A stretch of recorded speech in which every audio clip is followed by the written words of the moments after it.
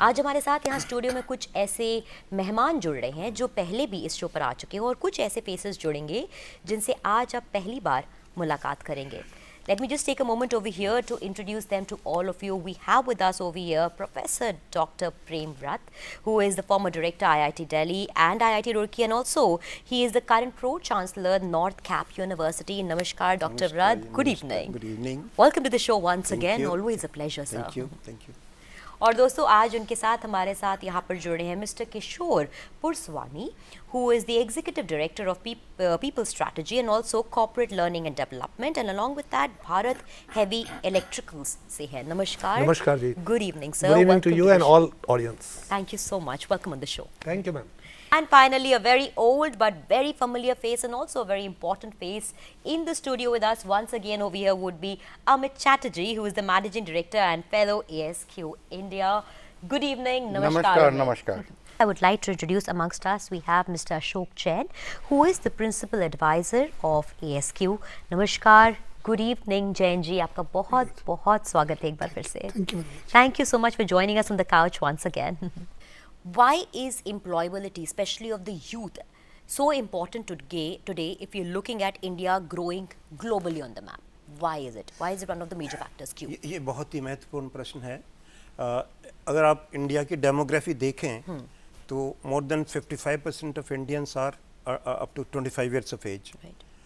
Now for these people, if अगर हम इनको globally employable कर दें, India would be not only outstanding country in the development index in India itself, but the whole world would be coming towards India in search of Indian talent, because if you look at the developed world, their average age is very very high.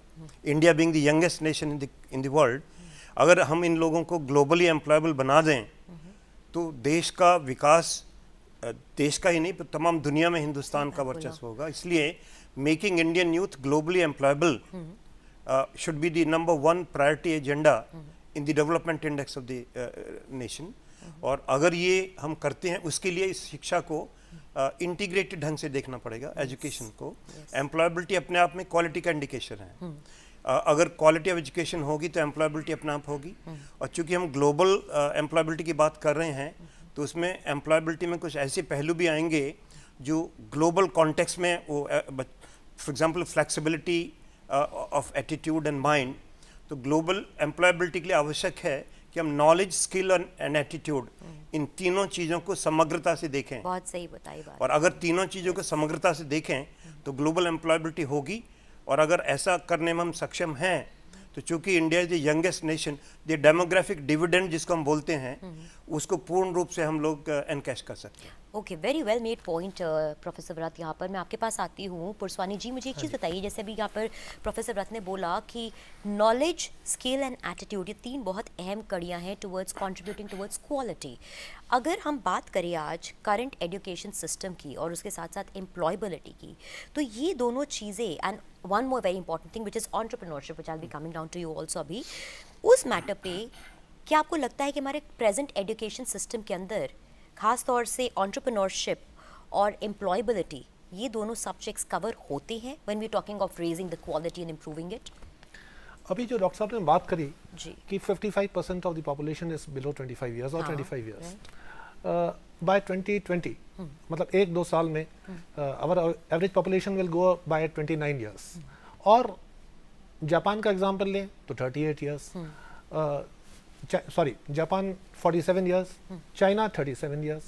So that advantage lies with us. लेकिन एक study ये कहती है नास्कॉम की कि जो हमारे engineering graduates निकल रहे हैं हार्डली 26% एम्प्लॉयबल है. ओके, और उसका and why is that so? ऐसा क्यों? उसका मुख्य कारण है मशरूमिंग ऑफ द कॉलेजेस. अचानक आप देखें एक पूरे हिंदुस्तान में बाढ़ आ गई थी, हर जगह इंजीनियरिंग कॉलेजेस खुले. पहले IITs होते थे, फिर रीजनल कॉलेजेस जिनको हम आज NITs बोलते हैं वो होते थे. और सडनली जब प्राइवेट कॉलेजेस का एक बाढ़ आई हिंदुस्तान में तो क्वालिटी पे उतना ध्यान नहीं दिया गया. आज आवश्यकता इस बात की है कि हम उन कॉलेजेस को भी महत्व दें और उसमें क्वालिटी का अपलिफ्टमेंट करें, तभी हमारे जो क्वालिटी का स्तर है वो इम्प्रूव होगा. और जैसे डॉक्टर साहब चर्चा कर रहे थे कि ग्लोबल एम्प्लॉयबिलिटी से सबसे बड़ा फायदा ये होगा कि हमारे जो यूथ है उनका विजन एनहांस होगा, कॉम्पिटिटिवनेस बढ़ेगी। विजन एनहांस होगा तो सबसे बड़ी 3 मुख्य बातें हो सकती हैं। They can go, learn, earn and return to India, and if they return to India they will bring in the vision of the global. Very true. And if they bring in the vision of the world, they can build the country. और जो country में economy grow करेगी, it will be good for the not only for the country but for the entire world, as Dr. has said. लेकिन how important do you think would also at the same time be the role of internship? अगर हम employability की बात करते हैं, हम entrepreneur बनने की बात करते हैं, हम बात करते हैं इंडिया को एक global map पे ले जाना, तो शुरुआत तो उसकी कहीं नीड से ही होनी चाहिए। So इसके अंदर इंटर्नशिप का खास तौर से एम्प्लॉयबिलिटी के लिए क्या रोल प्ले होता है? साक्षी, ये बड़ा महत्वपूर्ण क्वेश्चन आपने पूछा है। जो आपने अभी बात किया वर्ल्ड थिएटर डे, जी, और जब तक पर्दा नहीं उठता है, पता नहीं अपने आप को डिस्प्ले नहीं करते हैं आइडिया एंड प्रैक्टिस, तब तक मालूम नहीं क्या होगा, जी, तो रिस्क ज़्यादा होता है। तो कुछ संस्था जैसे है, जैसे हमारे है ASQ, IEEE, PMI, तो बहुत सारे संस्था है जो इंटरनेशनल सोसाइटीज़ है, ये सब कम्युनिटीज़ है। कम्युनिटीज़ का रोल अगर देखा जाए, ये सेतु जैसा काम करता है। It builds bridges, it is a formation of a ecosystem. जो एनवायरनमेंट चाहिए जिससे आइडियाज़ जो मशरूम होता है इंस्टीट्यूशन से, यंगस्टर्स से, कैसे प्रैक्टिस में ला जाए with minimization of risk. Risk factor को कितना कम किया जाए, Yes. और वो कैसे होगा? वो तो कॉम्प्लेक्स एनवायरनमेंट है। कॉम्प्लेक्स एनवायरनमेंट का समाधान एक आदमी के पास नहीं है। तो individuals, students, entrepreneurs, industry captains, academicians, thought leaders, सबको एक साथ आना लाके पड़ेगा। इसका समाधान सर्च करने के लिए हम ऐसे एनवायरनमेंट क्रिएट करते हैं। That's why I said we are like a setu, we are like a bridge. तो ब्रिज बिल्डिंग होता है जिससे चांसेस ऑफ सक्सेस बढ़ जाता है। प्रॉब्लम्स को कैसे सॉल्व किया जाए उसके तरीके, टेक्निक्स बताया जाता है। तो जब कॉलेज में जाते हैं तो youngsters basically acquire the knowledge, correct, knowledge आता है, करेक्ट, पर उसको कैसे इस्तेमाल किया जाए। प्रॉब्लम्स तो लाइफ में कहाँ वो हो गए, implement होगा, हाँ। उस प्रॉब्लम को कैसे सॉल्व किया जाए with knowledge and wisdom of the complete community will increase the chance of success. अगर उदाहरण देखा जाए, यूथ पावर का बात कर रहे थे पुरस्वानी जी, प्रोफेसर प्रेमरट, सबको मालूम है सिलिकॉन वैली। सिलिकॉन वैली क्या है? It's half of it. Silicon valley in the US एक इकोसिस्टम है। Correct. और इकोसिस्टम को किसने सपोर्ट किया है? Basically from the top academic institutions. आप स्टैनफोर्ड देखिए, MITs देखिए, कैलटेक देखिए, तो लैब टू मार्केट पूरा जोड़ा हुआ है। Yes. From entrepreneurs to financiers to the researchers, सब कुछ जोड़ा हुआ है। और बाकी आपका जो क्वेश्चन था इंटर्नशिप, इंटर्नशिप इतना इम्पोर्टेंट है। जो कॉलेज से जब दुनिया में आते हैं, प्रैक्टिकल दुनिया में, ये एक स्टेपिंग स्टोन है, और वो हमारे देश में बहुत नेग्लेक्ट किया जाता है। Internship is not taken seriously. इसीलिए हमें एक ऐसा पॉलिसी बनाना पड़ेगा, इंटर्नशिप पॉलिसी। और मेरा रिक्वेस्ट है to all the policy makers in the government to think about internship policy which will help people to really take internship seriously from both sides, दोनों तरह से। एक क्वालिटी सर्टिफिकेशन प्रोसेस होना चाहिए जिससे इंटर्नशिप का इवैल्यूएशन हो, और इवैल्यूएशन के बाद ही इंटर्नशिप का क्वालिफिकेशन क्लियर किया जाए। Right. तब वो पक्के आएगा इंडस्ट्री में, एम्प्लॉयबिलिटी फैक्टर के साथ जुड़ जाएगा। Very एक right. टोटल सोल्यूशन हो सकता है। कंप्लीट होलिस्टिक जो आपने बात इट करी, has to be correct. Tackled at the level of policy to implementation. Right. और हम एक साथ मिलके इसका समाधान हम गवर्नमेंट को भी दे सकते हैं। हमने बात करी जीरो इफेक्ट पॉलिसी के बारे में, and I come to know that you are also the maker, the mind behind this entire policy का creation. What was the reason that brought you into making this policy? Before we talk about what is this policy, हमारे प्रधानमंत्री ने 15 अगस्त 2014 को ये vision दिया, zero defect zero effect का। The main aim, the main vision was कि whatsoever we produce it should have a zero defect, and whatsoever our processes are they should have zero effect on the environment. Quality, economy और employment का बड़ा सीधा संबंध है।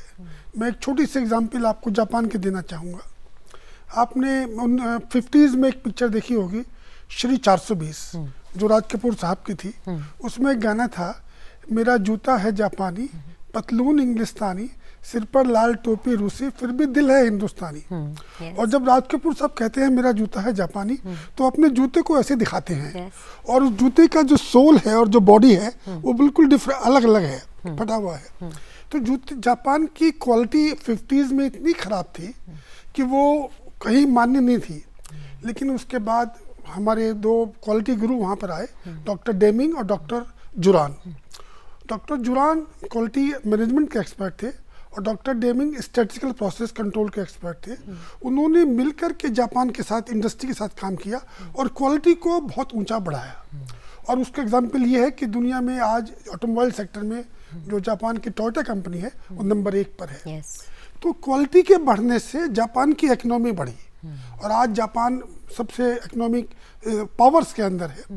जब quality बढ़ती है तो इंडस्ट्री का विकास होता है और इकोनॉमी डेवलप होती है, और जब इकोनॉमी डेवलप होती है तो एम्प्लॉयमेंट बढ़ता है। आज हम सोचते हैं कि हमारे प्राइम मिनिस्टर साहब की विज़न है कि हमारा जो जीडीपी है 2.71 ट्रिलियन डॉलर है और 2025 तक हमें 5 ट्रिलियन डॉलर तक ले जाना है।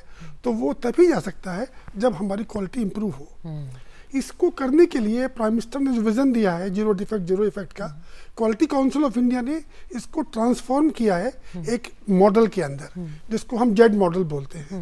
जेड मॉडल के अंदर 50 पैरामीटर है। 50 पैरामीटर बोले तो 50 इनिशिएटिव हैं जिनके अंदर 5 लेवल है और 5वां लेवल वर्ल्ड क्लास का है। कोई भी इंडस्ट्री यदि उस मॉडल को फॉलो करती है तो वो वर्ल्ड क्लास कंपनी बन सकती है।